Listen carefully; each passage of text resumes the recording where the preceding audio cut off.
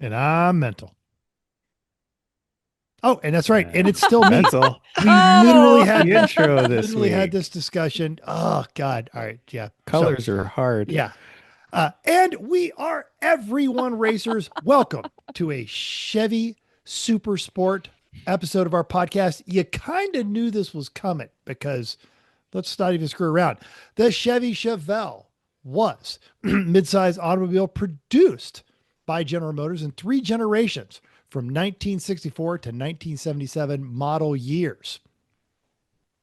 Part of the GM A body platform, the Chevelle was one of Chevy's most successful nameplates. The Super Sport versions were produced from 1973 model year and the Lagunas from 73 through 1976. The engines included three 396 cubic inch V8s, the standard rated at 325 horsepower, the SS, and it lasted from 1966 to 1968 before being relegated as an option package in 1969. And you guys probably don't care about the Richard Harris Law Firm, which is what came up immediately after that.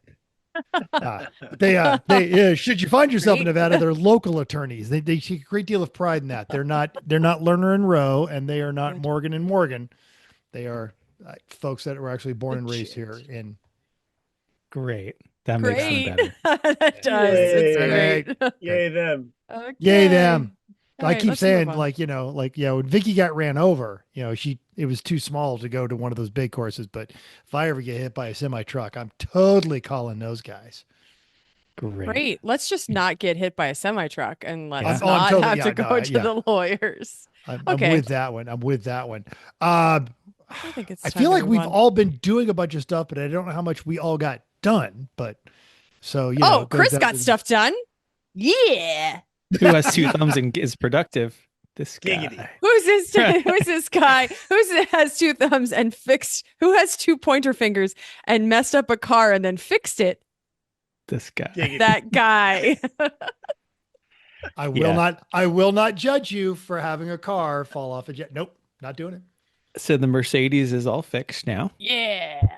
I promptly got the parts orders in. I was correct with the parts that I ordered and took the better part of 2 sweaty days in the driveway fixing this thing because I couldn't. The garage door doesn't close with a Mercedes in it unless it's completely in the like it takes up the You have to entire like garage. move stuff in the Right. back So of I the can't garage. work on it in the air over 2 days. So I'm in the driveway. So I get the tent out and all that stuff. And I've got fans and I've got my neck fan and all that. And it's still really freaking hot. And I've never really done a lot of work on this car because it hasn't ever needed any. So I am having to understand how this generation of Mercedes is assembled. Because if you have to, you can't just tear into it. You have to understand how it's put together. And that makes it a lot better. And they definitely have designed this car to be serviced. For example, to get the intake manifold off, the ECU is on top of it, but underneath that is a massive amount of wiring that is all in a nice little plastic piece that has lots of plugs coming out of it, and they all fit just right. And as you can get to all of them except one. One goes way down the motor. You can't see it. But what Mercedes did is they put about an extra 18 inches of wire in the harness wrapped up with a zip tie on it so that when you take all the rest of them off and lift up this piece of wiring, that one wire will extend and allow you to lift the whole bank of wires out of the way to be able to access the middle of the motor. So that's the kind of thing that this car is well designed and actually designed to be serviced, which you cannot say about a lot of modern cars. So, um, anyway, I'll agree on your thing about you can't just tear into a Mercedes like the Porsche. I could rip that thing apart and have it back together in an hour. But like I guess generation, because all the work that I do on Vicky's Mercedes, I have to be very meticulous. Things come off, get laid on the table in a very specific order because they have to go back on in a very specific order. And the 6.3, same deal, but different. But it had to mhm. everything related to each other in a very specific. And Yeah. once you understand it, it all makes very good sense. It's just getting to the point of understanding it. So the things that were damaged is the intake manifold was completely shattered. The upper intake manifold, the lower ones were okay.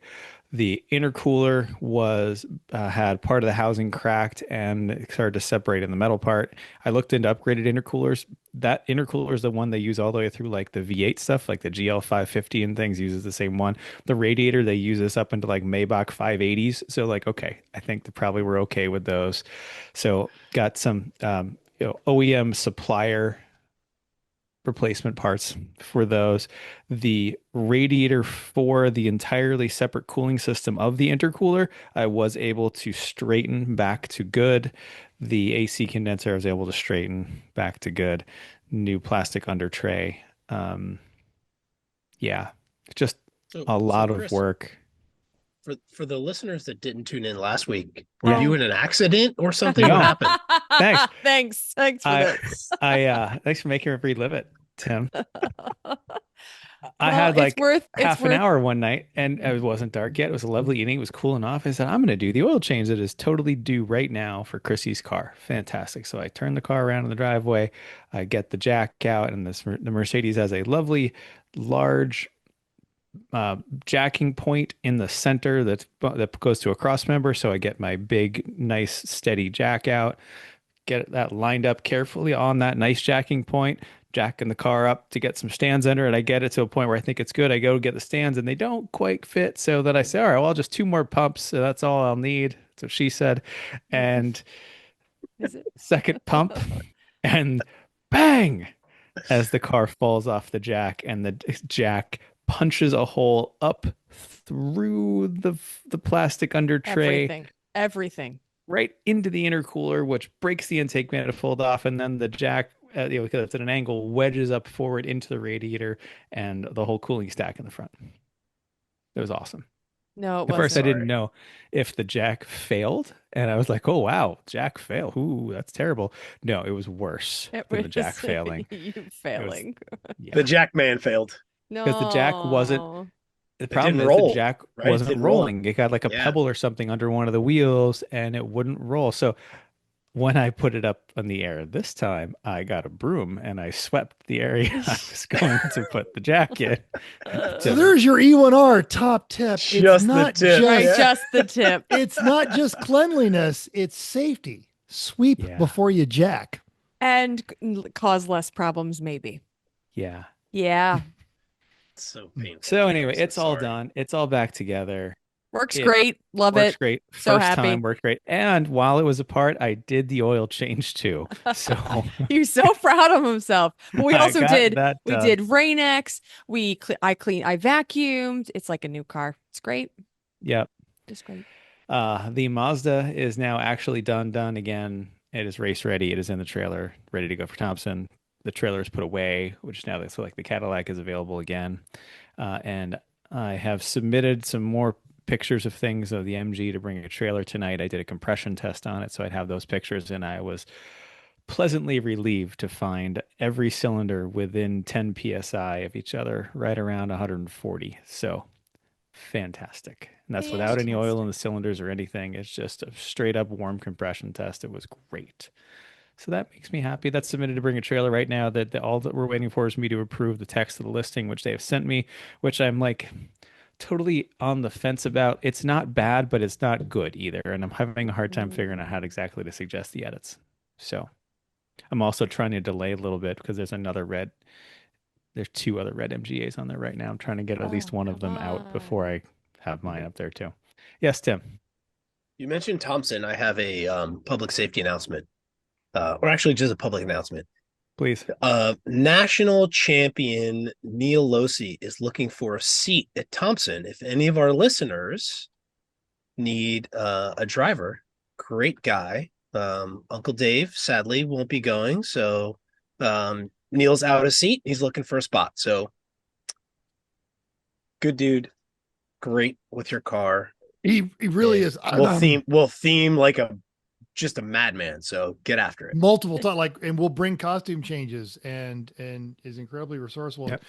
If you see Neil in penalty, it's because he's judging. Yep. Because And he doesn't go. Correct.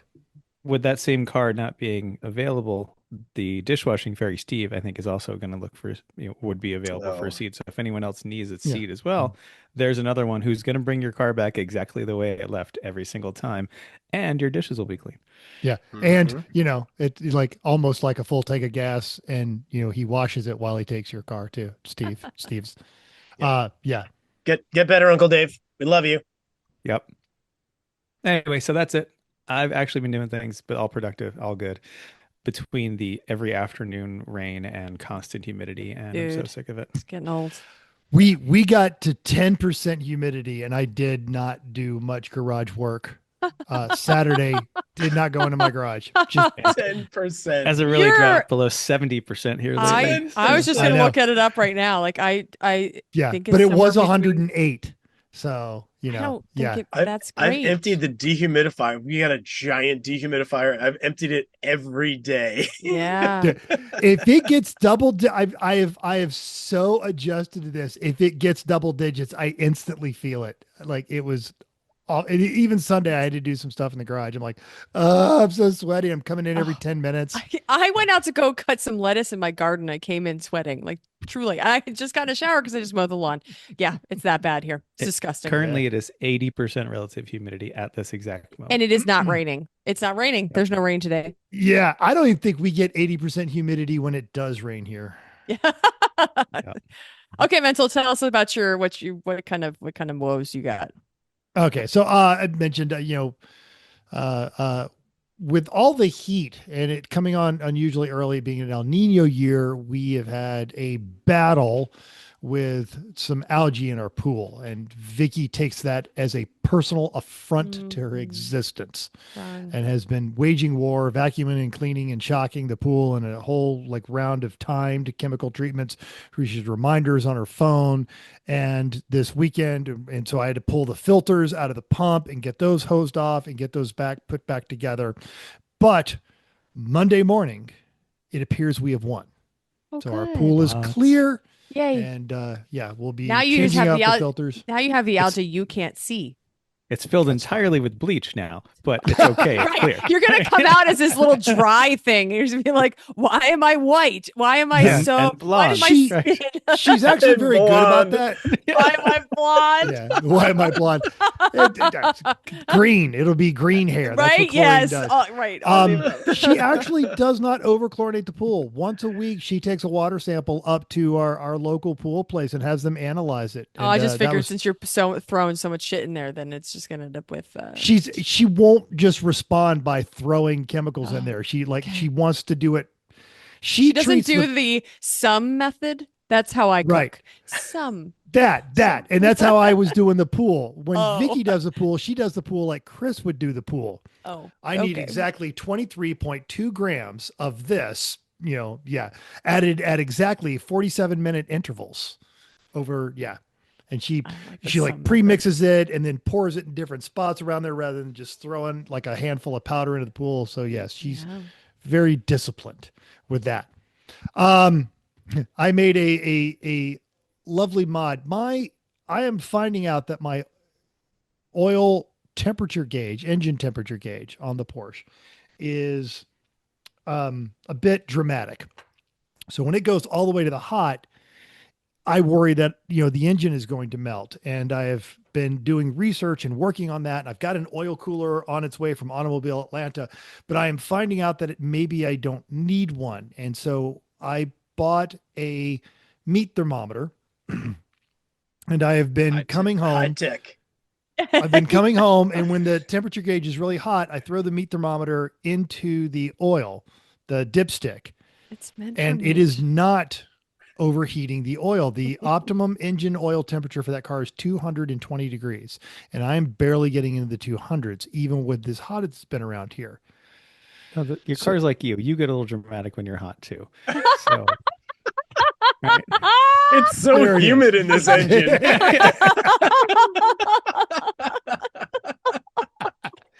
That's exactly it. I'm sweaty. This sucks. My answer was going to be, it's not usually the gauge. That's what they say, Never the gauge. Just saying. We usually say it's not the usually the last- gauge. the last argument I had with a gauge, I lost. So usually I, I start trying to take the gauge kind of serious. I did have one time that the gauge wasn't wrong, but the gauge was being influenced by something to make the reading wrong. And The I wouldn't be gauge was surprised if accurately that was reading in the your car. temperature it had. So this was in the Civic, the white Civic, that the when I put it together within the new car, somehow the clocking of the sandwich plate on the oil filter where I had the oil temperature sender was on the header side, I guess, instead of on the other side. Whatever, I'd put it wrong. It was close to the exhaust, and after a HPDE session, it was showing 300 degrees of oil temperature, and I was freaking out. You're like, I ran this for 20 minutes, like Right. semi And this hard, car, but the like, same engine ran in the other car and it was fine. They would run like 250, 260. So I put a heat shield between it and the exhaust, a nice metal heat shield with reflective stuff on it. Oil temps back down to where I expect them to be. So So yeah, what I've done to try and get some real time information is I drilled my dipstick and I've got the meat thermometer in it now. You So it's drilled real it? time. Wait. feel like this is Say a that good again. idea. Can you explain that in more detail? What did you do? When we're all talking, I'll go pull it and I will show you. But the the meat thermometer is now part of my dipstick. So I've got that's a actually constant on gauge. brand for that car of how many things have been hacked together on that car over the years. I That's guess. actually about right. And Oh. There's dipsticks a are dollar easy to store meat replace. thermometer. Yeah. Yep. Okay. So, but I do have a proper oil temperature gauge that I need to install because yeah, I am suspecting that the factory gauge is, I'm wondering if the sensor, because it's a 914 engine, is giving out the wrong voltage, which would cause the gauge to go hot. So I've got some theories I want to test in that, but I needed an accurate measure of what the actual oil temp is before So I the start dollar store fiddling meat with it. thermometer, definitely more accurate than the Porsche part. So is that what we're saying I here? mean, how do No, you but I'm know? saying the dollar store meat thermometer is giving clarity as to what the Porsche gauge is actually telling me. Because when Got it it. goes to sky hot, it's actually 200 degrees. Do you have a probe? Do you have any kind of pyrometer, like a laser pyrometer for tires and stuff? Like maybe take multiple readings with multiple different items and Exactly. average them together and see where you are. Right. And then get the proper temperature oil temperature gauge in there. I just want to hide it because I don't want it on my dash, but I'll put it in the glove compartment or something. So it's an ongoing just trying to get more accurate ratings on that one. And then with not going into the garage and fiddling with things because of the unbelievable humidity, I got a lot of my arts and crafts. So I have successfully now cut up 10 years of Lemons t-shirts. And I've got them into squares for the quilt, which now have been laid out and pinned. And I am ready to start Oh, sewing so them you're actually together. you're gonna make the quilts, too, not just send it to someone to do. Or I was It's a, wondering if you were just cutting them so you have a smaller box of things to have instead. Not a bad idea, actually. yes and yes and yes. Okay. So No, great. I look but forward yeah. to it. That'd be So lovely. that's what I'm working on with that. Great. I've been doing some summer, or I guess spring cleaning, summer cleaning. Um, yeah, just like washed all of these covers and stuff, just stuff that I haven't done in a long time that needed to get done. We saw the F1 movie and then All we right. went out for Without dinner giving it afterwards. away, because everyone's like, oh, it's going to be not very realistic. Thumbs up, thumbs down. Did you see it, Yes. Tim? Thursday. I'm going Thursday. Go on Thursday. Realistic. Not realistic. Just did you I'm enjoy sorry. it? Oh, did I enjoy it? Yeah. Yeah, it was great. Yep. Okay. Yep. Generally good. Remember that the audience is not just people who are really into racing in F1. It's the little broader audience. Yeah, so And there are much. definitely some things where you say, well, it doesn't really work that way. No. Like, And like when yes, or some people that we are racers, watch F1, watch Drive to Survive, watch yeah, so I feel like then you watch this and then there's like the dramatization and focus on certain characters and you're like that's not how that goes. But The I camera talked work was very good, yeah. I thought. I talked to my buddy Jimmy today, who watched it twice actually, and he and I were talking, and he was not going to spoil it for me because I'm going on Thursday. Um, and what I can boil our conversation down to is this: it is the Days of Thunder version of Formula One, in the fact that, or Maverick, or any other exciting movie that Hollywood's going to put together, where it checks all of the boxes of Hollywood to do the things, and it's not exactly what you're going to see in a Formula One race, and that's okay. Like if you're a racer and you're a Formula One follower, and they tried to make it too realistic, my comment to him was, if they tried to make it too realistic, it would be like watching a Formula One race in the movie theater, and that would bomb because Right. nobody wants to see that Right. Hugely except bomb. Yeah. us. Yeah. Right. So, yeah, that is not what And they tried to make. I bring that up because I talked to Tyler Stank and he went and saw it, and some of the other racing friends, and they're like, yeah, it's same thing. You mentioned the Maverick Top Gun. I came into work, I'm like, all right, is it worth watching? And they're like, yes. I'm like, is it realistic? They went, no, absolutely not, but go watch it anyway. And I did, and they were right. And that's my thing about Formula One. Yep. I would argue that a lesser cast could not have pulled it off. If you didn't have Javier Bardem and Brad Pitt Pitt. and everybody in there, I don't think that movie would have been as good. And I, surprise, surprise, I like the character of the old guy who really doesn't give a shit what the rules are. So You'll Yep. enjoy it. It is good. Go see it. We'll leave it there. All right, Tim, what are you doing? Well, I can now proudly say I have a clean Camino. Yay. Oh, hi, Stella. Wow. Is it on wheels? It's on wheels, but it's on dollies on wheels. I was going to say, okay. So Yeah. it is, yes, got it. Yeah. But that's only because I want to roll it around the garage and it's not running. So, but I did give it a good clean, took a look at it, opened the hood up, kind of dug around to see how extensive the list is going to be, which is, it's not nothing. And when we parked it 4 years ago in my brother-in-law's garage, like, we did all the things to kind of prepare for potential mouse infestation, right? Rags went on top of the carburetor, rags went in any open holes, this and that, blah, blah, blah. One thing I didn't notice is that there's no exhaust on the car, so it's got open headers. So It's fine. I'm gonna have to pull the manifolds off and see if they climbed up into the manifolds. Oh, that's not fine.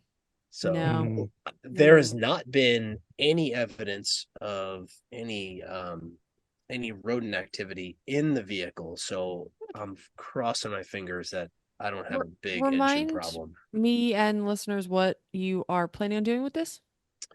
Is it a race car? No. This Okay. It's a 59 El Camino. First year of the El Camino. It's matte black. I'm going to put all the chrome on it. I am going to put an air ride suspension in because 1950 suspension is horrible. Put a new interior in it and just drive it around and go get ice cream. Cool. Yeah. Just for cool. fun car. So hopefully the motor's not trash, because it was a crate motor that they put in. I got the car in 19 and they put the crate motor in 16. So it's fairly new. Very low miles because the car's been in construction mode. So, but it's clean. It's going to get a vacuum. All the interior stuff that's got to come out. I got to figure out what I want to do. I've been looking at antique industrial sewing machines because I'm contemplating taking it on myself to do the interior, which I think would be fun. Okay. So yeah, See, I want not to just me. learn. Yeah. I want to learn. Fun. This is not a show car. This is a like stitch it together and put the dog in. It's a bench seat, and I'm gonna spill ice cream on it. Yeah. It's fine. You should be able to Everything's fine. boroscope those heads and Yeah. see if you've got anybody living in the cylinders. Yeah, I think it's going to be good. Like I said, there's no indication of anything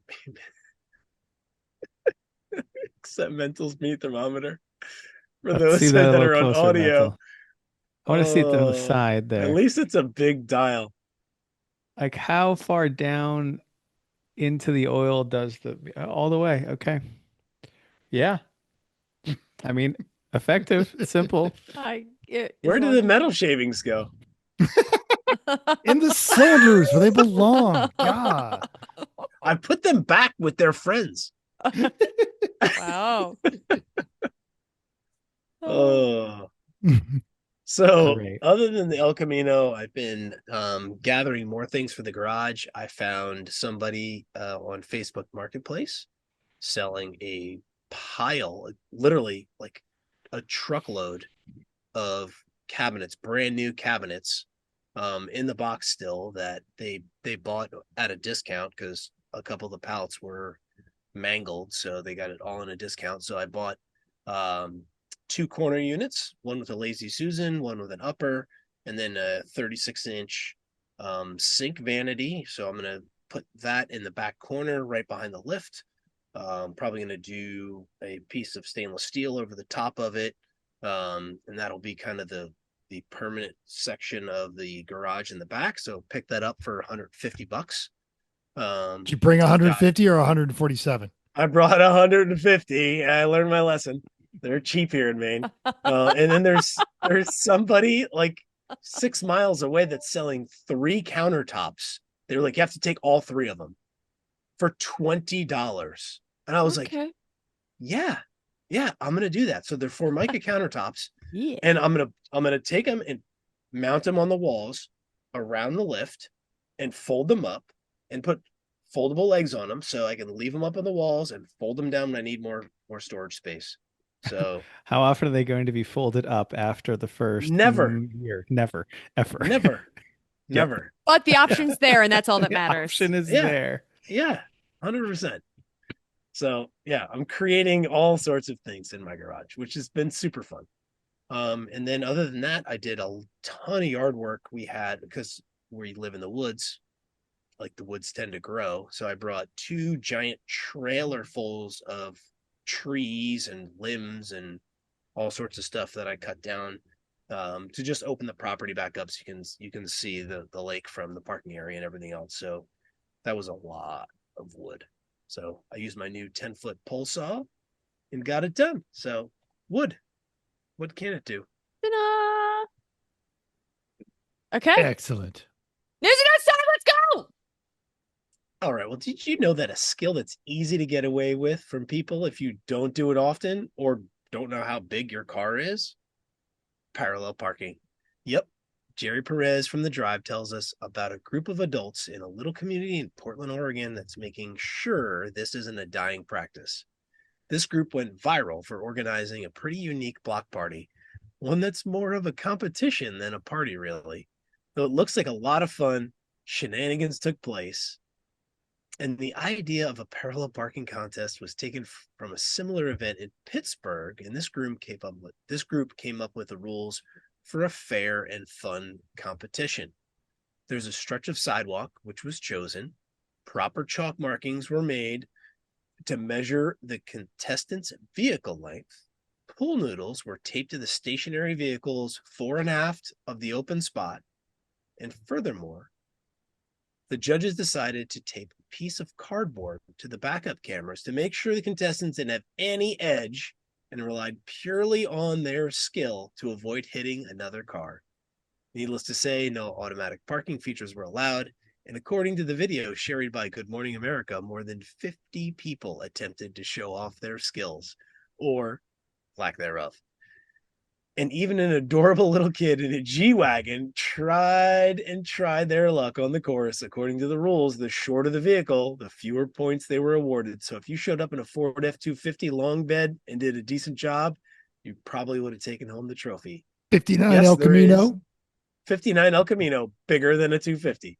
And yes, there is an actual trophy, and it's being Portland is a golden Subaru. Fantastic. Fantastic. I love everything about this. This is like There's also And they're a having so much boat fun. launch. Oh, it's there's like an it's like the boat obnoxious launch guys. amount of Subarus in that competition in that video. It's Well, it is Portland. Portland. Yeah. Yeah, exactly. Oh, All right. Check it do out. Link is in the show notes. Do you think your state has good it has good drivers that don't crash much? How about them? What are the most crashed No. cars? Yeah, right. See how they fared from a list from Jalopnik article by Arnold? Charles Crome. Oh, stop. Blech. By Charles Crome. Apparently, Boston drivers were once again declared the worst drivers of the year, and the city has extended its deal to let AI That's manage wicked wrong, huh? its terrible traffic. So it's probably no Yeah. surprise to discover that, according to the visual capitalist using Insurify data, Massachusetts has the highest rate of crashes in the country. Based on the number of accidents per total number of drivers, the Bay State is on top with the leaderboard with a score of 6.1%. Whatever's affecting Massachusetts drivers seems to be spreading throughout New England, since New Hampshire, Rhode Island, and Maine were ranked 2 through 4 in the accident rates from 5.8 to 5.4. The state with the lowest accident rate was Michigan at a mere 1.7%. The same Insurify data also shows that cars and trucks were involved in most of these crashes, and the results are not what you expect. 4 of the 10 vehicles with the higher accidents rate were not the highest number of accidents total were EVs. Leading the way was the Kia Soul EV, while the Chevy Bolt EV finished third. Volkswagen ID4 came in fifth. Chevy Bolt EV came out in eighth. Of course, the word accident can cover a broad range of possibilities, and a minor fender bender isn't anything like a serious crash. Ranking cars based on the number of fatalities per billion miles driven, the vehicle most likely to leave someone dead in an accident is the Hyundai Venue. Following the Venue are the Chevy Corvette, Mirage, Porsche 911, and Honda CR-V Hybrid. I'm infuriated that the And- Ultima is not on this list. Right? Seriously. What is the Oh, mix of because these? they usually they- flee the scene so often. Yes, they're not in the police 100%. reports. I was just going to That's say what that. it is. Oh, They don't my- stick around. They don't stick around. Like the list You of these You cars, might I was find like, a badge, but how that's do you it. even Right. put these things together? There's You'd the have to- bumper on the ground that's from an Ultima. Right, That's or- why then they need to go. Or you have to pick up the pieces and put them back together to Yeah. see what it is. They don't stay. Oh. The fact that it's in Boston, though, I put a link in there for an SNL skit called Smat Pack that you should throw in there, mental. Oh, that was a commercial they were doing. Yeah, like during the with Super Rachel Bowl. Dratch and Chris, all your Krasinski and all your performers from Boston. Yeah, Hey, what's he doing? was- He's gonna crash his car. No, it's a Smat Yeah. Pack. Smat Pack. Yeah, that's a great one. All right. Look, we could cover the fact that Christian Horner was sacked by Red Bull this weekend, which I'm going to tell you I take no joy in. I can't even get through that without cracking up. But that did end the tenure of Formula One's longest serving and one of their most successful team bosses. But in the F1 world of what have you done for me lately, especially at Red Bull, me, I like to focus on the positive. And what that is Cadillac. Formula One's newest team are expected to officially sign Sergio Perez as their lead driver following the Hungarian Grand Prix, which will be bookending the first half of this year's F1 season. As Ed Spencer at Auto Evolution tells us, the attention now goes to who's going to be the number 2 driver. In that pool is Mick Schumacher. The other name, Valerie Bottas. Yes. It's Valtteri. Come on. Valtteri Bottas. Bottas. In Valerie, other come on. unrelated news, I may have a new favorite Formula One team. If they could just get like Gunther to be the team manager, it would be the greatest F1 team ever. Gunther Steiner. What the fuck are they so fucking upset about? I don't know. If What the fuck Gunther did I say Steiner, wrong? if he becomes the F1 boss for Cadillac, Mental, you have to get a Cadillac tattoo. Deal. All right. And in the military, Uh-oh. the proper phrase for you to say right now is Manchester, which holds me to it, or you get to openly slap me. Manchester. But Love it. if Gunther No, Steiner, Only because he can't reach you to slap you right now. Wrong side of the country. I will no, take no, a plane. there's no expiration on a Manchester. If he calls me in a Manchester and I accept it, and yeah. But if you're gonna get a Cadillac logo, it has to be on your neck. No. Or it could be it could be on the forearm. It could go I would the whole like length to of the have a forearm. job. No, Kidding. Chrissy's referencing And a Travis gentleman we Barker has already taken drummer, so I'm not Yeah. getting his skill. Chrissy's referencing a gentleman we used to see on the Cape a lot at the local pizza place who had an old school Cadillac logo with the wreath and everything literally on his neck, like not like Nice. kind of on the side, partially going down on the shirt. I- And we're like, wow, that's a real commitment to the brand. And he drove like a 93 STS too. So, I love that you think I don't walk down the street and see 6 people with Cadillac neck tattoos in this Right. city. No, that's why Nice. I was not. Tim's trying to say like, no, it's okay. No, I'm not expecting you to get a neck tattoo. I'm just saying that's where your Cadillac logo should go. Just if saying. it's Checo, Valtteri, and Gunther, yeah. All right. Yep. I'm totally getting that one. I'll get that Cadillac emblem. And I get it. They're not going to win a single race, and I am okay with all of that. Doesn't matter. So, Yep. Yeah. Well, I really wish I had known we are going to have this lengthy discussion about Cadillac so I could have found a good Cadillac on Racing Junk when I was looking there. But instead, I thought, I might be making people want an MG after we're talking about all of our MG so often. So I found this, which is actually pretty cool. It's Really a little is. more practical, a little more fun, a little more fast than the MGA. It's a 74 MGB GT, which is just a pretty car to start with. And this one is already done.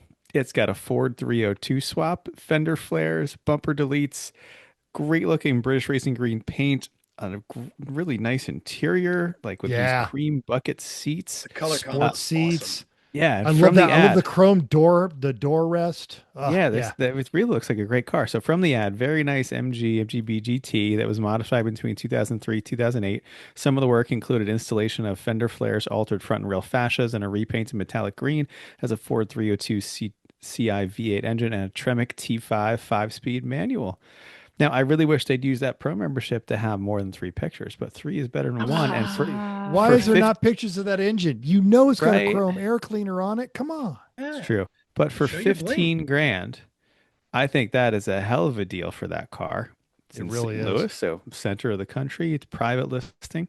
It's only been up for a little bit, so hopefully someone lands themselves a nice and pretty fun MGB. Yeah, that's a trade really you- good deal for the work that's Can I gone trade into you that a car. boat for it? Yeah. All right. Great. We're gonna jump right to recent results time. All right. Well, Lemons was at Autobahn. And thank you, B Train, for my your gosh. notes. Extensive always, thank and you. These are fantastic. So much here. There's so much here. Fantastic. Well, we're going to start out with the judges to stay on brand for this episode. The judges were Eric Rude, Corey Dickman, Brian Trainer, FNG David Puddin Eckel. Get the chocolate pudding shots, by the way. He was part of the $240 pudding party at Pit Race, and Alan Cesar on media.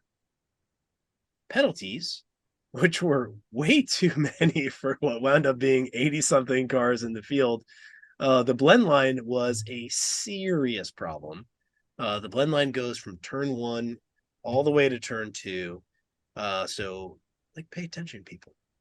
The club members are allowed to drive over it on the track, so it looks like it's half erased from all the tire marks, but You know better.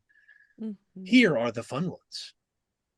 The door Mhm. prize happened at Louis' Waffle House, and Team 180 in the MR2 took their door to the Louis to recreate the photo the judges took that morning at breakfast. And for those of you that are not on the YouTubes, there is an amazing spot of Louis got waffles, neon, and everybody's striking the pose. You've got the door, and I mean it is artistic. It is artistic. They leaned into it pretty hard. Yeah, That is some Olin Mills photography posing going on in that photo. it's I would say that the 180 team did it better. They did it better. So good on you for outdoing the judges. The judges' theme was for the new Pope from Chicago, keeping it Catholic. The Bob Ross penalty got modified to be the Sistine Chapel Bob Ross, where they had to paint a happy little scene on the inside of the roof of their car. That's Genius. awesome and Great. terrible. Genius. Like, that's awful. Yeah. New version of the Lotus position. Wow. Spam of Democles happened again, but this time the deterrent only worked for a couple hours before Team 57, Swamp Ass Racing, had to eat the spam heated by their 2001 BMW 330 Ci. Wonder how it was. Ugh. It's spam. It's It doesn't go spam. bad. It's probably pretty It's just good. warm. It's okay. It doesn't Yeah. have a Cooked nice it in the crispy can. get on It's it. great. Yeah, exactly. Covered in oil from the meat thermometer. The can stay sealed. Ah. All right, let's talk about the results.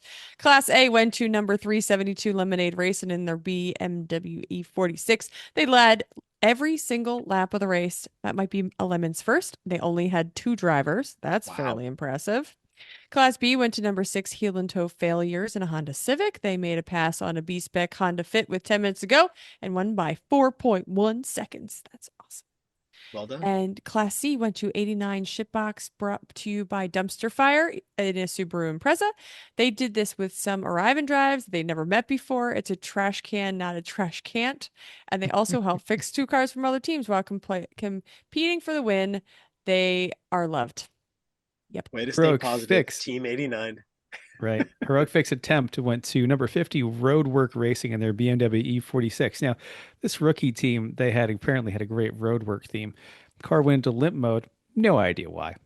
Cam position sensor was bad. Clutch also gone. Started taking everything apart. Broke a bolt. Another bolt pulled the teeth out of the aluminum block. Broke the alignment ear off the starter. Got it running for 30 seconds before it shut back off. So like roadwork, it went on forever. They never quit. They didn't make it back on track, though. Oh, They did all this work under the car with extensions and universal joints. Corey went over them and said, they're just like 8 bolts and the whole front end assembly slides right out, right? And they were devastated.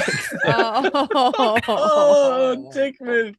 Yeah. Just ruined their weekend. right. Yeah. Oh. Now, I Got Screwed went to number 93 Ho Ho Ho Racing in a Honda Civic. The car caught fire on Saturday. That was red flag number 1. They got a spare motor from another team. They used the lift gate from Dunning-Kruger's big rig hauler to pull the motor and swap it. That's excellent. The wiring from the new engine then caught fire on Sunday. That's red flag number 2. So they got a trophy for the most red flags ever on the same car for fire. 2 red flags for That's fire. terrible. Yeah. Very poorly done, Well, gentlemen. Oh. Very poorly Yes, done. outstanding. Now, the special, wildly ambitious performance in a VW Jetta, they created a rear suspension modification using 2 hydraulic actuators from a forklift or something. It counterbalanced each other. They described it as, quote, just like a sway bar. And when I asked, I, being Brian Trainer here, they didn't just leave a sway bar. They replied, because you can't make a sway bar leak. That is the right answer. That is 100% the right answer. The car was very bouncy. The name of the award, Uber Dimensions. I should make Chris read this, but he just right? got up. He just went away. Uber Dimensions Ursprungwagen Award. That's pretty which is good. how Yeah, yeah, yeah. Germans Well make done. Yeah, I words. like it. They just slam all words together. And they had help from an actual German, and it loosely translates to over-engineered bouncy car. That's awesome. Judge's choice. This has got to be like their 25th ones of these. Triple six, bad decisions racing. What was it this time? The Volga Mero. Now they took their fourth gen Camaro, and we talked about this last week.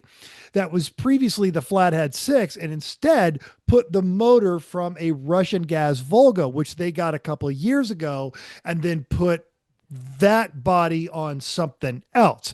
They fabricated an adapter to mate the TBI from a 4.3 liter V6, and it failed. There was also some intake that looked like it came off a 1940s coffee maker.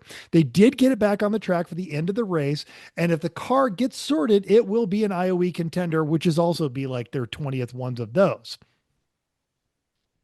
Well, Orc choice went to 163 Bite Marks Racing in their Pontiac G3. This means Lemons has a complete G Series Pontiac set, and it was in reverse order: G8, G6, G5, and now G3. It had a nice paint job. It would have been an epic battle with the Aveo, but the Aveo had issues with learning to drive, which is kind of important. An Aveo, The but okay. Aveo, Evio, Avio, Okay. Tomato, Valerie, Valerie, it's fine. Aveo, Yeah. and HMG. 599 Scrappy Grimace R Racing. Fuji's. Right. Scrappy already Fuji's. 599 in their G Rimis Racing. And then 11 Mazda 2. They all dressed up as McDonald's characters for tech. But all weekend long, they had someone in a Grimace costume on a bike handing out Happy Meals to every car that got towed in. The Happy Meal contained a note from Grimace, a can of Old Style, and 2 cigarettes. Chicago Happy Meal. Yep. Fantastic. The honorable mention went to the PT Cruiser that had rethemed from butt drugs to the recent Netflix hit about the poop cruise. It was magnificent.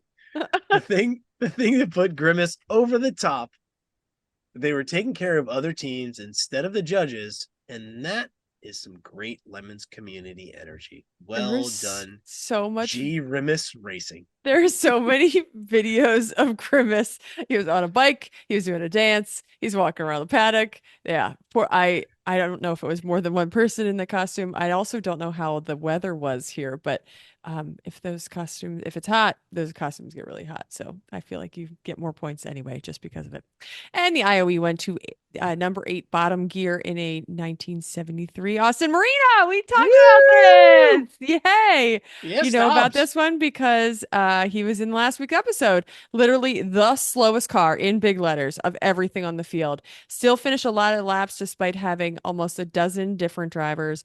There will be something in the wrap up and a unique photo op of the Marina with a lightly optioned Pagani. Shout out to 3-time national driver Neil Osi. He was disappointed that he only was able to drive 4 of 8 cars he signed up to pilot. I wish that was hyperbole. It was always fun seeing the cars pull in and say, "Oh, hey, it's Neil." And apparently, Brian wanted to give an extra special shout out to Chrissy. Thank you for working with Katie on coordinating the potluck. It received praise from Rally Master Jeff Stobbs as, quote, one of the better ones he's been to in a long time. I mean, that's not exactly great, but it was okay. Yeah, pretty good. Oh. Well, anyway, they appreciate your time and expertise. Yes, Cool. I actually just texted her yesterday and said, "I'm dying to know how it went." She was like, "I'm really tired. I'll talk to you later." And I was like, "Okay, it doesn't have to be like right now. I just want to know, like in general, how it went." So, I talked to all about how to do what they need to do for push, getting people to sign up and getting people excited about it. And she went over the top. All the little videos, I don't know if you saw, I was at least seeing them on Facebook. She made little videos and there's like the Pope and they were standing there and it was like, animation and like, it was awesome. So I would love to know more. So Katie will talk. Okay. It's listener feedback time. All right, on the YouTubes, Michael K said it was Corey Dickman, not Neil, that was judging. Neil drove his normal 7 to 14 cars, including the Bad Decisions Camaro, that was slightly slower than the Marina. Depends on the driver, apparently. Apparently. So, yeah. I got a text from Al Jones. It said, I'm 45 minutes into this episode. I've already spit out my water twice. Episodes with stops need to come with a warning. Valid. And is this Al? AI? AI? No, it's Al. Yeah. Al is not only a Jeff's only fan because Steph Schrader popped onto the IG to say fish want him and laundry fears him. You know who All right. laundry doesn't fear? It's true. It's my mom. Fish indifferent though. Yeah, fish are indifferent. Yes. Yeah. No, They know she comes to she the has beach. a lot of but fish. Fish, You know who fish don't never like miss- cookies, so fish don't know. She has fishing No. rods, but doesn't actually want to catch any fish. Yeah, it's True true. story. Truth. Mm. Yep, we do. You know who would never mispronounce Aveo? Avio. Or G Remus. Rivas. Or Valerie Vatas. Exactly. Scrappy R Fuji's. Oh, okay. Hi, Mom. All right, let's move on to topic time. Tim, you want to open this one up? It was kind of your idea, and we kind of latched on. Sure. So I think it's kind of fun that the powers that be have expanded the network of judges. There's a large core of people that are now doing it. It used to be a pretty tight knit group, which I'm sure was a real hassle for those that are trying to coordinate schedules and all the things. So now Eric's got the opportunity to pull people from a bunch of different spots and fill in when life happens. And I'm super thankful to be included in that, as everyone here on this podcast I'm sure is as well. But let's talk a little bit about what it's like. So the schedule, right? So you generally you'll fly in or drive in, depending on where it is in relation to where you're at. They're trying to keep people close to their location if possible. So you usually fly in on Thursday, help out as needed. You are kind of Kim's bitch for whatever you need to do, help out with gates, set up. Every track's a little different as to when you can get in and what needs to be done to prepare. If they had, like Sonoma, for example, can be really tricky. They might have had a big thing set up where they've got barricades, they're doing drifting in the paddock and blah, blah, blah. So there's a lot of stuff you got to do and just, suck it up and accept it. Friday, you usually will wake up and meet with the other judges. If you didn't do this on Thursday, and kind of go over the list that Eric makes up, gives you some notes, talks about who's there, what their cars are, if it's a new team, if it's a new car to an old team, potential engine swaps. For those of you that think Big Brother is not watching, you are wrong. We have notes and spreadsheets. So go ahead, Chrissy. On the spreadsheet, no surprise because Eric comes up with it, are lots of stats. So if you say, I didn't win B before, chances are it said 1B, maybe 1B twice. Artie's probably going to tell you that you should be in B, and we will say, oh, great, you're here to tell me that you should be in B.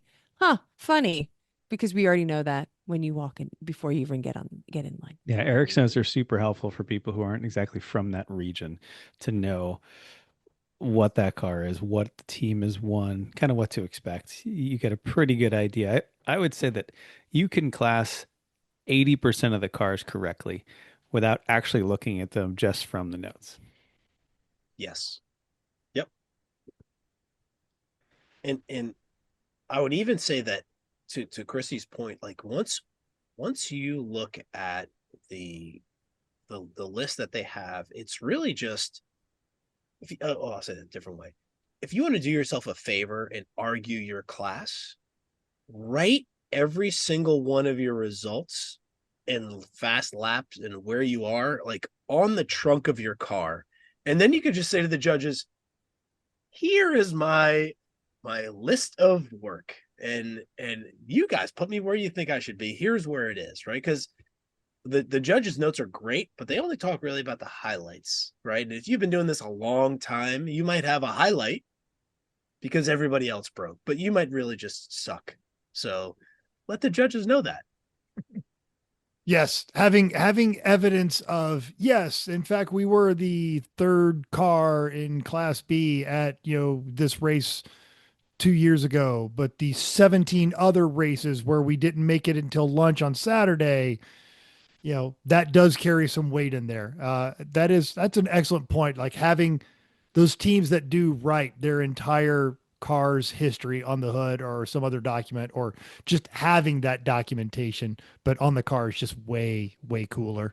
We love the body of work. Show us your body of work. Mm-hmm. I would argue also, like, and I've had this conversation with cars, because yes, you are BSing the car, but you are also BSing the team. And I have put cars in classes higher, no, look, you're going into A, but this is a B class car all day long. Yes, but you and your team are A class racers all day long, and you're going into A. And usually I get a shrug. Okay, yeah, we know it. Kind of a deal. So there is a lot that goes on there. I've been on the fence and brought other judges over, and they're like, look, we did this at this point, but I've got two teenagers and someone who's never raced before this time. That gives you some leeway in that. And sometimes you're just going to get the bad side of that flip. And that is further evidence for the next race. Cause I don't know about everyone else. I know that I've had cars come to me and go, yeah, last race you put me here and I finished 17th in class. There were 19 cars in class. I would very much like to go to this class this time. Yep. Yeah. Okay. Pretty much. Yep. I blew it. So you can use a bad classing, especially on a new car, to argue at your next race. That's the body of work Tim was just talking about. But just know if you bring a new car, like we're probably gonna err on the side of classing you in something higher because Yeah. we don't You know never you. know. We don't know Mhm. your car. Like earn And it. also Like a you new you car, gotta earn it. don't worry about it because you're not going to win it anyway. So who cares? Go figure it out. Mhm. Later on, the class will become more important, but it doesn't matter at first. Yeah, you've got to spend at least $20,000 in broken parts before you should worry about winning. Depends on the car. Sometimes that sounds like sometimes the car parts aren't that That expensive. was year So 2 for Lamino. Uh, it depends. yeah. The other way I think that really does work to get yourself in a better class is a spectacular theme. If you show up with a great theme and you own it and you then are looking for a class that you're on the bubble for, okay, I'm going to give it to you because I like your attitude and I like having you here and I want to support that. If you show up with a car that is full of cheatonium, then try to tell me how it's not, like very clearly full of cheatonium, like a little bit of bullshitting is fine, but if it's just so bad that it's like, come on, really? Insulting Really? almost. Yes, Yeah. it's insulting. That's going to make it go the other way, frankly. Mm. Unless you lean into it to the point of sarcasm that it's like, Yes. no, this is not cheating at all. These QA1s were on sale for $1 and I got them. Yeah, like Yeah. point it out and be like totally over the top. Maybe you get a Agreed. pass. The battle scarred motorsports Mustang, the infamous 38-second Mustang that they showed up with. This thing rolled up, and I look at it, and I looked at Brian. I'm like, I am going to hammer you. Are you kidding me? And he goes, you don't know the half of it. And then he proceeded to walk me around the car and show me every other cheaty part that I would have never noticed. Oh, that's He's a way like, to go. Okay. exactly. He's like, and dude, I stole this thing and here's how I did it. And he did. He'd gotten a good deal on it. And then when it unfortunately got wadded up, they even leaned into that joke, posting a picture on Instagram of the car when it was clean. It said $500 my ass. And right underneath it, as it was coming off the wrecker, fixed it. You know, the Ouch. the Pontiac Tempest that showed up at the 2501. Was that he's like, Mangus? he closely, yeah, the same Yeah. crew. Yep. And he's like, yeah, this was going to be a Lemons car. And then it just kind of got out of control. But he owned it. Mm. He owned everything on that. And he knew there's no way that car was going to win, even if he didn't get penalty laps. He just was there to have fun. Mhm. So back to Friday and judging and what you do as a judge, it becomes like the longest day ever. We are there early. We're talking about things. We're running around trying to make sure that we're organized. 12:01, we start It's usually a bringing staff meeting in the morning too, where right, everybody's there, right. But we're not just still, judges, but everybody. yep, getting organized. Where's everybody going to be for the day? How's it going to go? 12:01, you're judging, and it is nonstop. You've been on the other side with your car waiting in line. Why is this line so long? You come, you go, you finish your Friday. It is, if you're judging, it's just constant until, 5 o'clock, 5:30, whenever we decide to close. If there's a long line still, you keep going.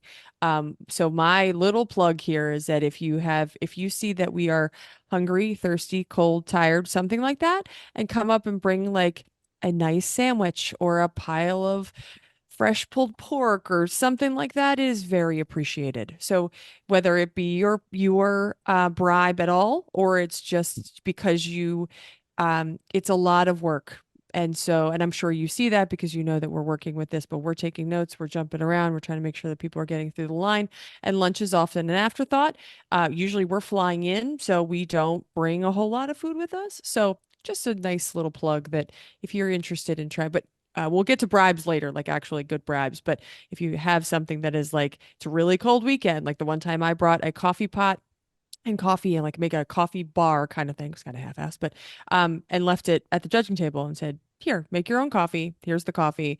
And the coffee drinkers were very happy. So something like that is just like a nice thing to do Mhm. for people because you're not really thinking about yourself because you're just trying to get work done. And then at 5:30, you're like, "Oh gosh, it's Yeah. okay now." Walk up with a popsicle on a hot day, for Right, example. right, Right. Or something like So, that. soup on a cold day. Right. right. Not Actually, even yeah, through a hole. I've Or snacks through a I've hole is fine too. yes.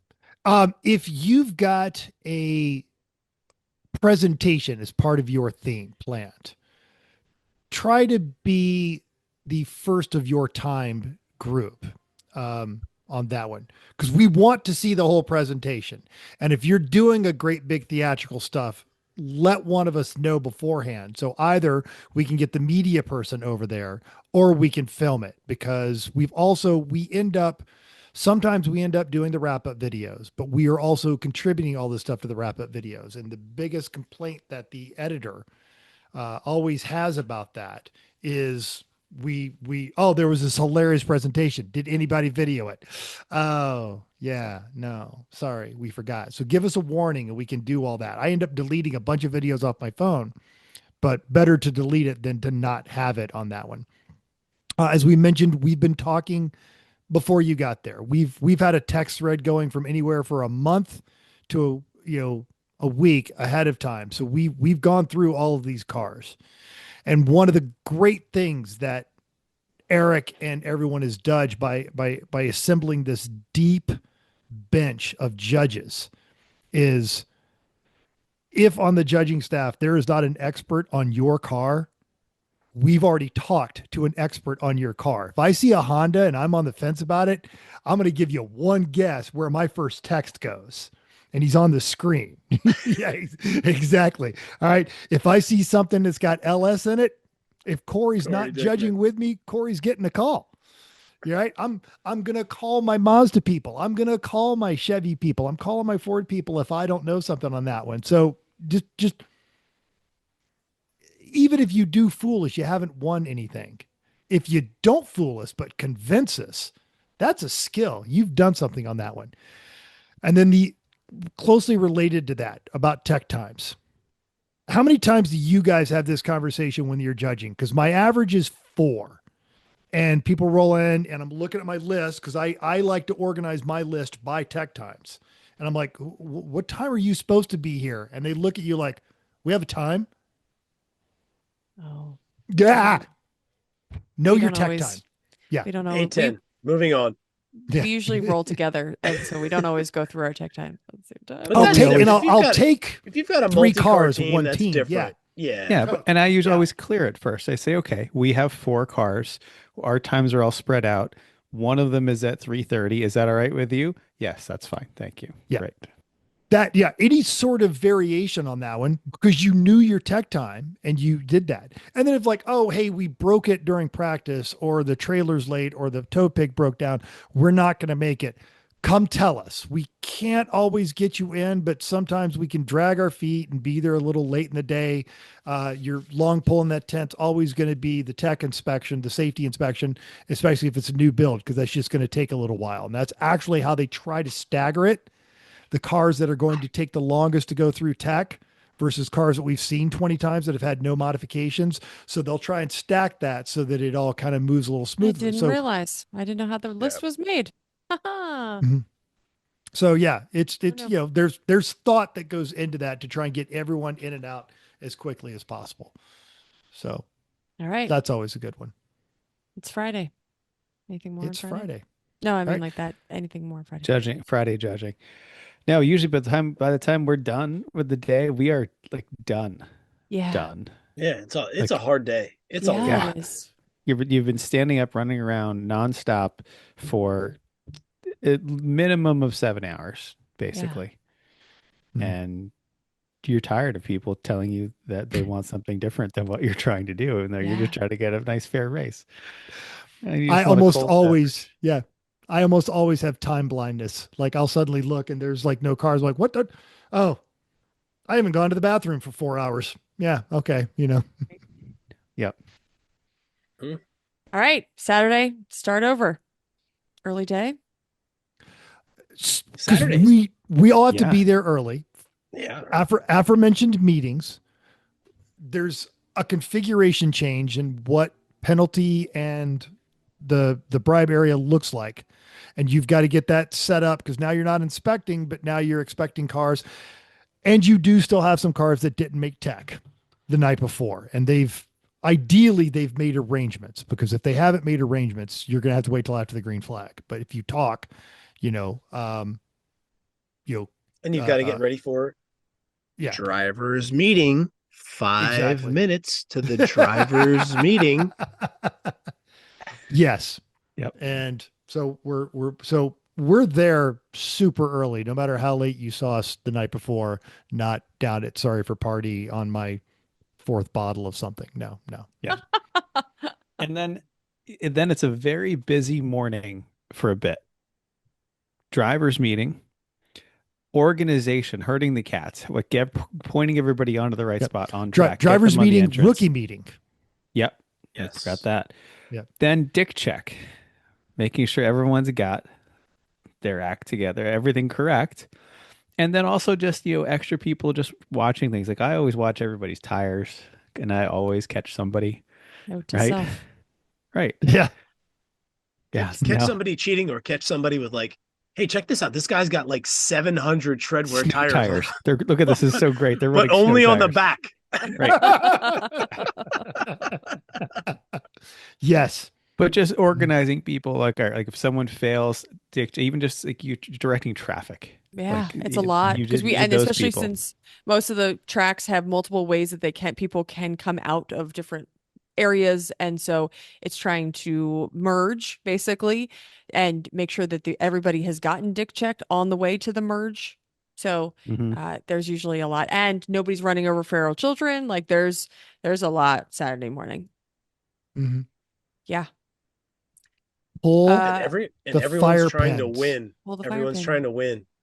Yeah. They're all so Right. excited to win. They're so Right. excited to get on track. They're going to run you over practically. They're going to hit Yep. the other cars that Yep. they're merging next to. Like it's everyone just calm down a little bit. You'll get Yeah. on track. Put whoever your version of Steve is on your team. That's the person that should be leading. Your most even keeled. doesn't get wound up person. That's the person that should always start the opening stint. And also least hungover. There's a reason Steve always starts. Come on. I remember seeing Sasha once, very hungover, on the starting grid, but he was very calm because he just didn't want to move very quickly. I'm still mad at you guys for making me start both days at BIR. Yes, and We had a discussion. You could have hey, thrown that off onto you got Dean, the but last no. you got the last stint, so there's that. Fine. It's fine. It was lucky dog. I was in bed by midnight. It's fine. Right. Well, we were so hot anyway. Yeah. If we are a community, and if you have information about a team that is struggling or a team that did something really, really amazing and no one was around to see it, that's always a good time also to bring that to the judge's attention.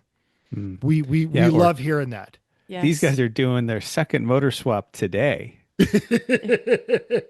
Or Yes. did you see Did you see the carnage over there? Did you see the oil pan with all of the bits, engine bits in it? Yeah, go see that. Yeah. Then we just And send a text to whoever's doing media and say, go to this spot. Or sometimes if there's 3 or 4 of us, one of us can part and take pictures and roll around, and we usually just try to make sure that we're not missing anything outside of, and then if there's something media worthy, because media is also out at the track too, right? So they're taking pictures of Green cars flag, on the track, right? Like, so their media is not usually sitting. They're usually they come back to home base, but they're not usually just sitting with us. Yeah. The alternative to that, big paddock. Let us know if you see something. The alternative to that also, and I've, on the occasions that people have come to me with, it's always this, I don't want to be a rat, but team so-and-so's over there refueling in their paddock. And every time that someone has brought something to that, they are not trying to gain an advantage, and they loathe the idea that they are having to rat on another team. But it has always been a major safety concern. Like, so-and-so is over there doing this really dangerous thing.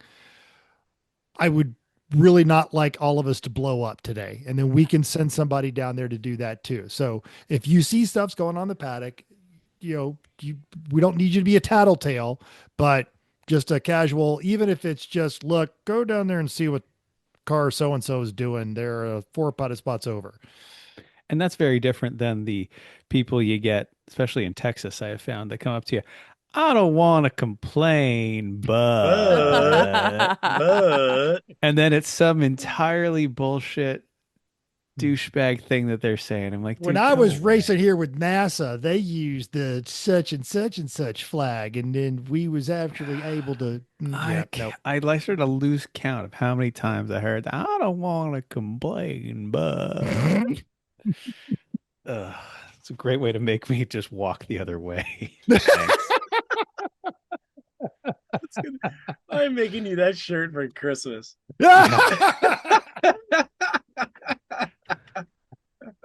Great. Then don't. Thank you. Don't. Don't. So you're coming into, you got black flagged. Don't know what for. Probably passenger yellow if you don't know what it was for. That's your first clue. If I have no idea what it's for, it's passenger yellow. Yeah, or you're dragging something you don't know. Yeah. Or fuel leaking. So understand this. Now, we sometimes know why you're there, because there is the network. It goes from the flagging station to race control, from race control to usually who is running tippy tap, or basically someone is sitting at a computer in penalty. Kim, Rick, one of those folks. And they are tracking all this stuff.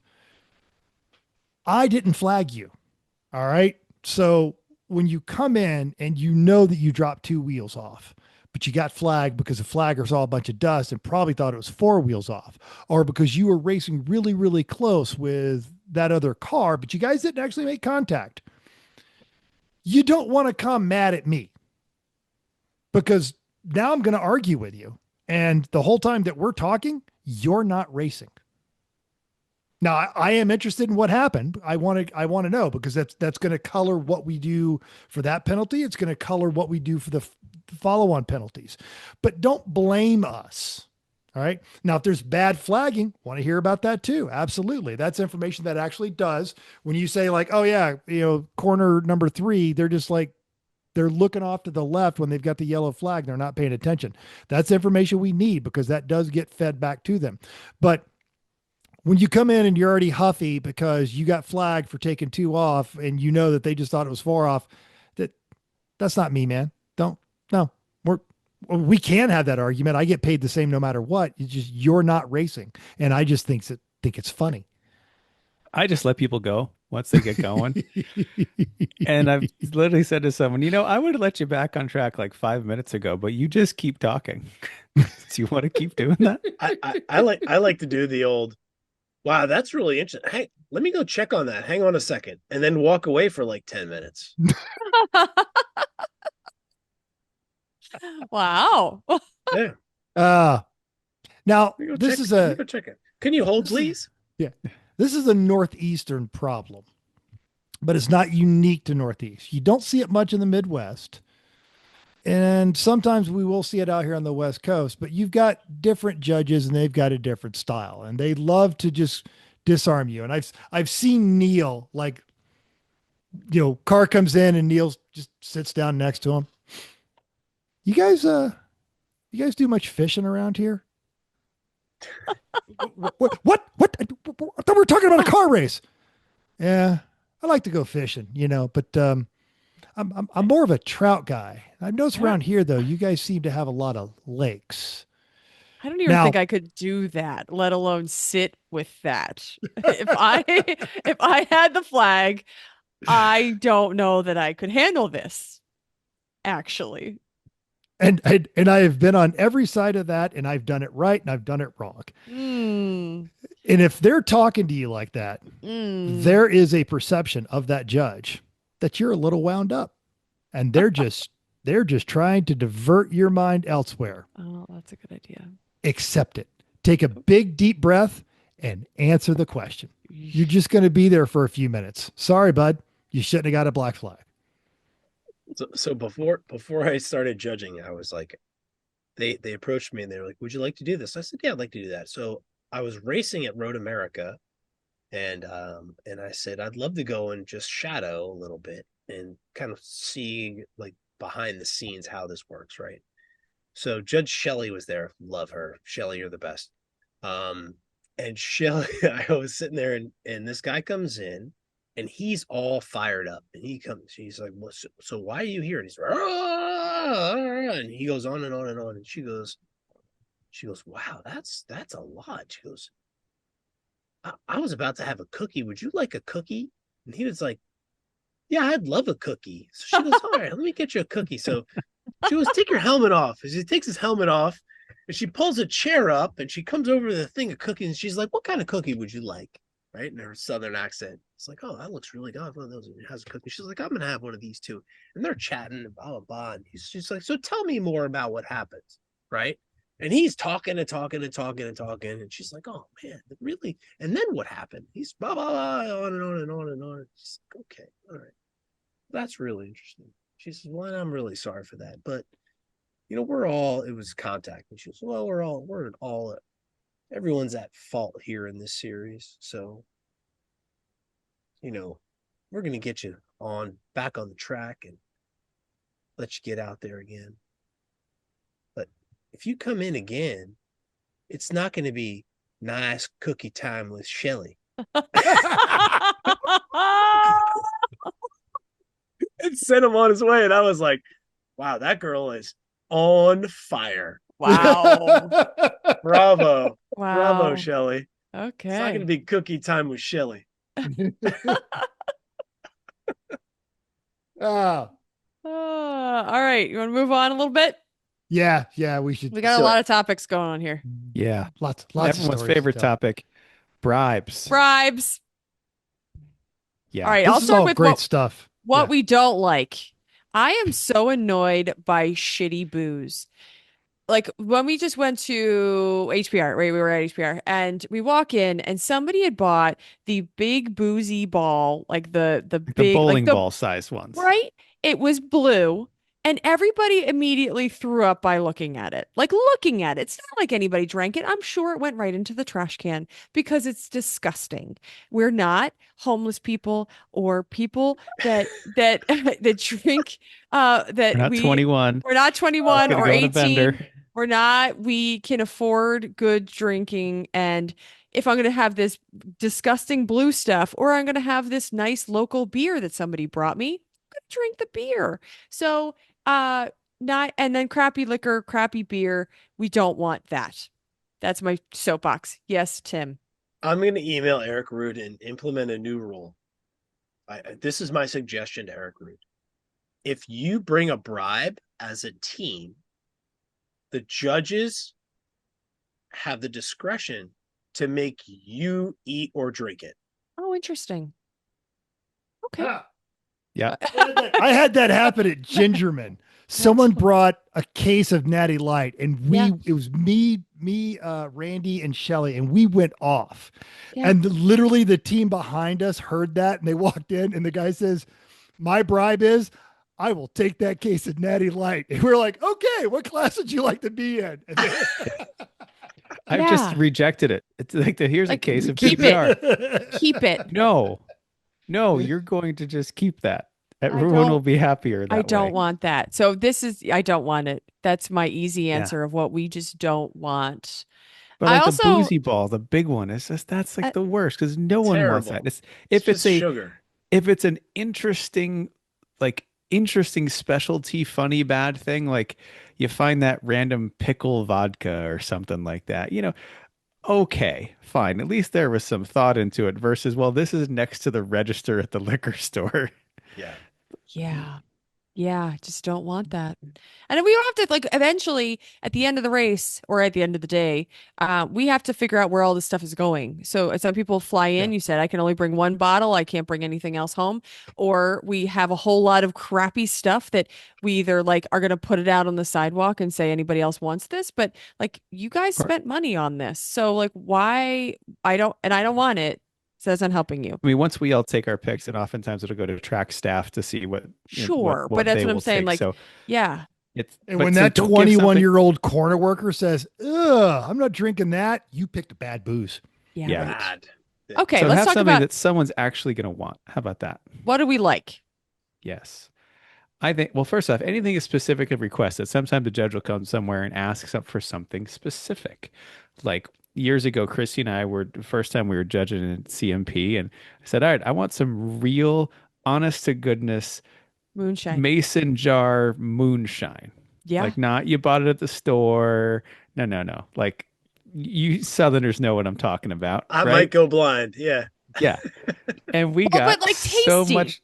Well, like, Well- yeah, it's a good quality actual stuff. And we got a whole variety of stuff. Some of it was turpentine, but some of it was actually really We delicious. basically, you taste it, you're like, good and bad. Good, Yep. bad. Yes. And well thought out. Like, no, we didn't even just, we just got jars. The best. Is it still under the cabinet? It might be. It is way in the back. There we go. It is do you want to tell us?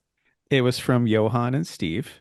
It was a little Easter basket with 6 small mason jars. Ball jars. Yep. Yep, of different flavors of moonshine, and frankly, they were all super smooth and really good. And- I have and they no were doubt all- that Johan was the one who found it. But in the little pretty Easter basket, And they were was all great. labeled. They fit perfectly. They were all had little labels with all funny names on them. Yep. Yeah, like liquid panty remover. yeah, that's the only one we remember. Asian, But Asian itch, I mean- think was one. And of course, Johan gave it to us wearing a blue, like bright blue suit Like and a pimp big suit, giant yeah. belt buckle that said cockfighting. You know, Yeah, it was 'cause Johan- his seersucker, his blue seersucker. Yeah. oh, it was good.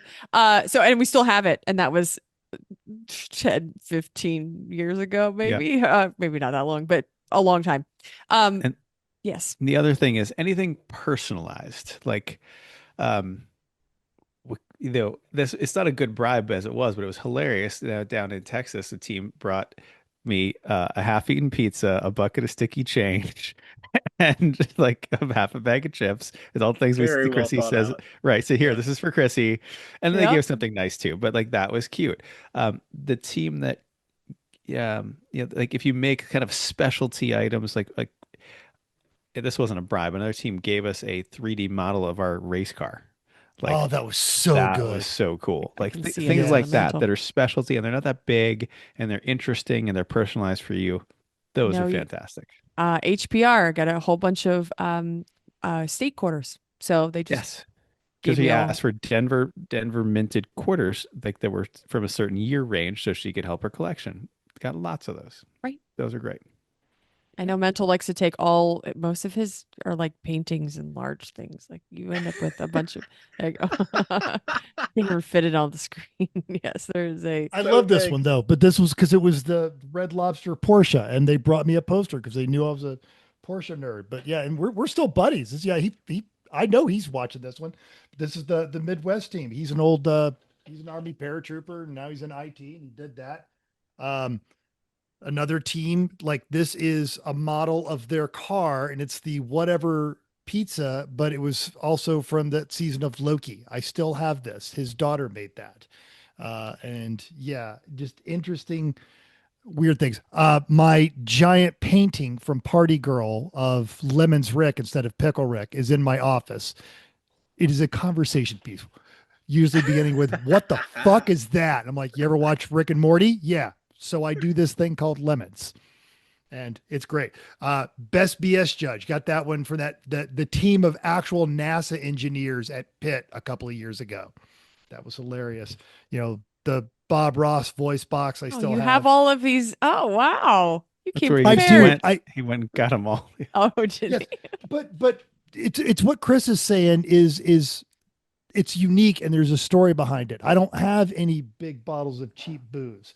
Um, I did actually Talking to the have mic. to figure There out you how to go. get this home on an airplane, and it's a giant tabletop book of just great photography of crashes, and it was just books. I have a lot of very weird books that I've gotten over the years that I truly enjoy. That I've Talking to I've the gotten. microphone. Sorry, that people have brought me that they find they're like, oh yeah, mental stupid. He'll like this. So yeah, just underscoring. You know, um, I Jeff mentioned it when he was on the show. Is anything that you give Eric that ends up behind him, that had a special. One of these days, I'm going to finish this office, and there's going to be lots of lemon stuff in here because I've also got memorabilia from Salty Thunder and a bunch of other stuff on that one. But yeah, um, usually if it's expensive, I start feeling guilty. If it's something you made at your house, I love it. Okay. All right. That's a good list. I think that's Bring good. me ice cream. I love ice cream. Sure. Yes. Like it comes back to if it's a hot day and you see us warm and sad or yeah, or like I always bring plates and plates of my mom's cookies over to judging. I just leave them there. I make a variety pack. I bring some over later. Yeah, that's and that's not even a bribe. That's just a because you're sitting there Because we and love you. you might want some cookies. Mhm. Okay. Um we could go with what puts you in good graces. Do we cover Yeah, that? I think looked a little bit. How do you? Everyone wants to know how did it be in the good graces of the judges? There's small things you can do to be in our good graces aside from giving us a popsicle, Right. right, or a cookie. And we talked of one thing, having a great theme and having is great. And mental, you've got a little more on that Yeah. subject, not just the theming, but what else stems from that. Yeah. The infamous quote from Matt, "Be a bro, don't be a dick." If we're wandering around or during the media, we see your team helping out another team. Yeah. Huge, massive, you know, um, just being a part of the community. And if I've seen your team helping out a team full of newbies, you're going to get a lot more leeway than probably a lot of people when you come through the penalty box. But it does come down to the penalties. Lean into it, own it. The team that went to the waffle place that Brian sent us, that's amazing. The 25-hour race, we had that team full of guys. They were older guys who were racing a Crown Vic, and every penalty we gave them, they jumped into feet first, and it was just great. A lesser team would have been put on the trailer, but those guys really they wanted to be a part of it. They wanted to be a part of the community. I love it when people save their Bob Rosses on their cars. Over the years they like clear Hmm. coat them because oh yeah, there's a story behind that. I love it. What about Yeah. Tim? Tim, you've had some unique conversations with people. You are uniquely charming in a way. Oh, that's so nice. Oh, thank you, Oh. Mental. Yeah, so I like to I like the experience of being with as a judge, being with the racer, right? Like I remember my first race, I spent a lot of time in the penalty box and I had Phil and Steve and I had two very different experiences, right? And it was both were fun and both were different, but I remember that and they were awesome in the fact that they were like, so you've never done this before? And I was like, no, like, no, this is amazing and fun, but I'm trying to not like do anything wrong. What can I do better? And they were like, all right, whatever, and off you go, right? So I love being able to like chat with the people that are there, whether you are a rookie or whether you are a seasoned veteran, and you can usually tell by the look on their face when they come in if they've been doing this for a while, whether it be racing in general or lemons racing, and just ask them and assess what their expression is and be like, so how are you today? Right? Or if you need to take them down a notch, be like, so hey, what's your name? I'm Tim. And then they're like, oh, well, I'm Pete. Oh, well, nice to meet you, Pete. What's going on? Have you driven this car before? Is this your first time here at blah blah blah racetrack? And just like chat them up and draw information from them. So I love being able to have those conversations with people and interact with people and you can change someone's day by doing that. And then at the end of the day, they'll come back over and you've made a new friend and they'll come over and be like, oh, hey, thanks. It was great talking to you and bit today. And blah, blah. Well, tell me, like, well, how was the rest of your day? Oh, well, engine blew up. Well, that sucks, but not weird. So I think that's really really fun to be able to kind of make those quick relationships with people, and just share a moment, right? Like you spend a lot of time on the racetrack and you don't have a lot of memorable incidents, but when you come into penalty, like you remember your time in penalty. Like it's a Hmm. minute of time you won't forget about. So it's fun. All right. Great. Okay. I wrote down a couple questions. What's your first time that you judged? Well, you guys have the greatest depth of experience on that. Why don't you tell us about yours? I don't know if that year is right. It's early. The first year we judged was, I think, 2011. That's what I said. It's but I judged a race before we did Stafford together. I did I judged a Jersey race that was like the one of the first races for the boat. Phil was shorthanded and asked if anyone could judge. This is like we were really early on, and so I'd met him once, and I said, "Yeah, sure, I could try it." We had the Wartburg last time, and we're doing this other car, and they're like, okay, sure. And so I was there part time in the penalty box doing stuff, and I came up with a couple of themes. Like we had the Jersey Shore theme, which was great. That was when we still had the People's Curse. So had to got two drivers that had got contact. I had to get out of the car and put on wife beaters and spray tan and hair gel and argue about it. Right. And I we did think the Ben Franklin where I got a cheap kite and made it was being Matt Ferenchek now, who we know quite well. He was the one who got it, and he had to put his key to his race car on this kite and fly the kite around the paddock I until don't think until that we did was a easy couple that one laps. weekend. Right? Can And we the make bigger him do that again, please? we should. Sure. The problem was that he was racing. We had two cars and the paddock or the judging was so far away from where we were paddocked. Yeah. because we were at the Don course in at New Jersey, so it was far away. But Yeah, so anyway, we went that was my first time doing it. It was part time. It was fun though. right. So and then we both went to Stafford randomly. We were like, "Oh, that's like up in near the Cape and up We near didn't want to drive in that race because it was Stafford and Stafford was so bad. But we said, yeah." well, let's see if they need help judging. And sure enough, they did. Yep, that's when we got intimate time with Judge Phil and learned about his book and yeah, we sat around. We were like, wow, this guy's a character. So Actually, um think of this is actually all before the boat. This is when we had just the I Wago thought van. So so. I thought this is so. 2011 because I remember having a discussion with Jay while we were judging at Oh, if Stafford to see if he would about, all right, Jay, here's the idea. Craigslist free boat as a race car. He's like, I'd love it. yes. Yes. Let's set up a call with Pagel and we'll figure out how to do it. Right. That's why I think it was done 2011. That's why I'm Yeah, going with I because agreed. okay. The boat was Um 2012. Yes. yes, right. So early on, that was ours. Go ahead, you guys. Mental go. So during COVID, Eric, it was and I was going to be looking for a job, so I backed off a lot of my racing. And Kim called and said, "Hey, so I understand you're kind of opening up your calendar because you don't know what your employment looks like. Do you want to come work some of these?" And it was awesome. And so I got to kind of understudy with Eric Rude, and you know, I had my idea of what I thought it was like, and I was way off. And I was actually very grateful to be there with Eric and the whole staff on that one.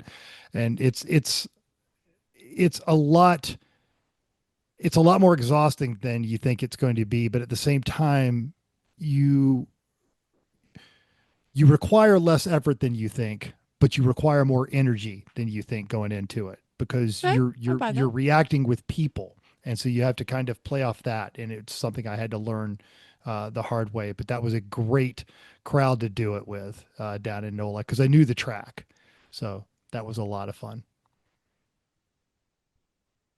Yeah, for me, it was Sonoma with Mental, actually. My first Mhm. Mental and Corey and Jeff Gates, and Oh, it it was such a was great time.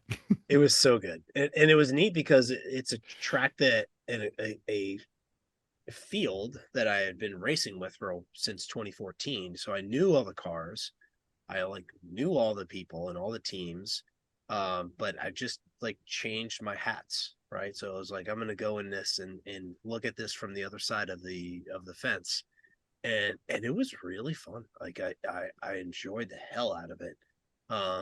The the fact that classing was pretty easy because you knew who everyone was.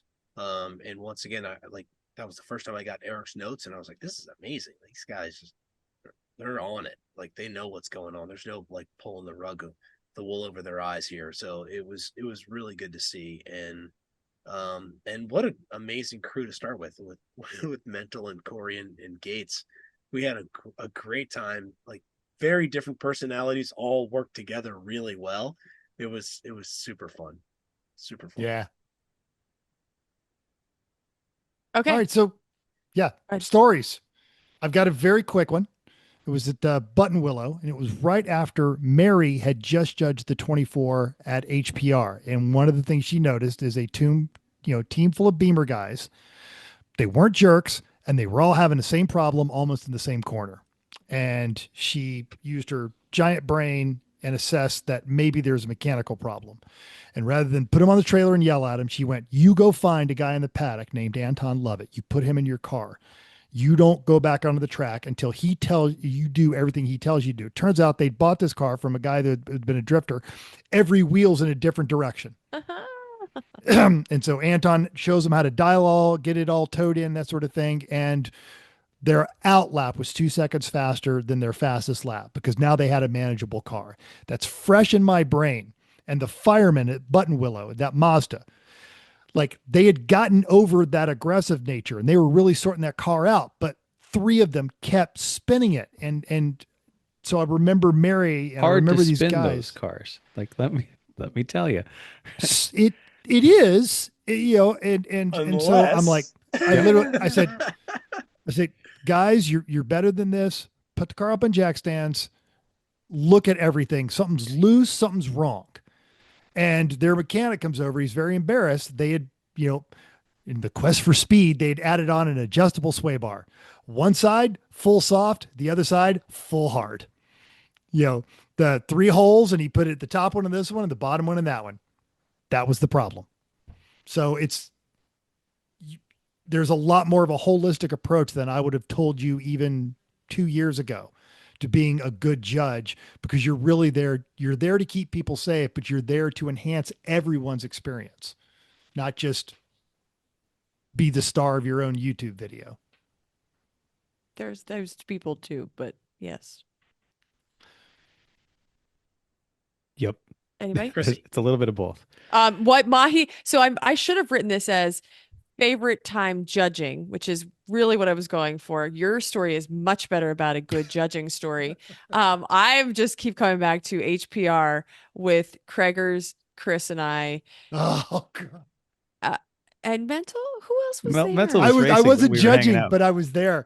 Oh, yeah. We laughed so hard the whole time.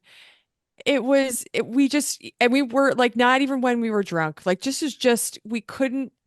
we had such a good time with each other. So I think what I was trying to get at here was like, when you do this, especially with a group of people, you spend a lot of time with them, you get to know them. Like Mental said, or actually Tim said, you work with the people, they have different personalities, but you get to see people for a solid 3 days that you are not really doing anything but you're not racing, so you're not doing anything but being with each other. That was what I was getting at. So that's my not good judging story, which your story was better. Oh no, that's a great. Every time I go to HPR now and I look out in the Green Hills, I will mumble to no one else that, man, that John Denver's full of shit. Right.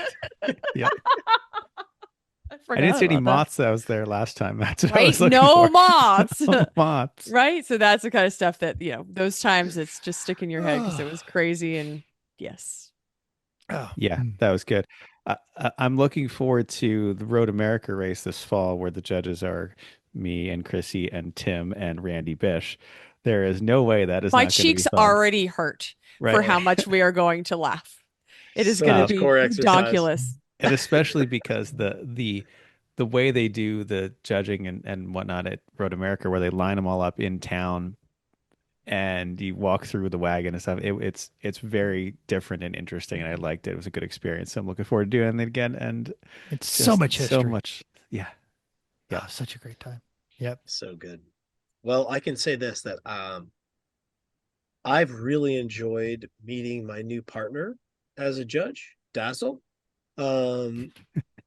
Dazzle has changed the way that I approach things with the miscreants that I meet in the penalty box. And while Dazzle's filter is sometimes a little bit of a wider gauge than mine, I apologize in advance, but I can't control what Dazzle says. So usually it's on point.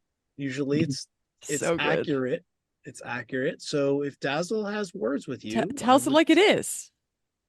I would suggest not arguing with Dazzle. Yeah. Yeah. Yeah.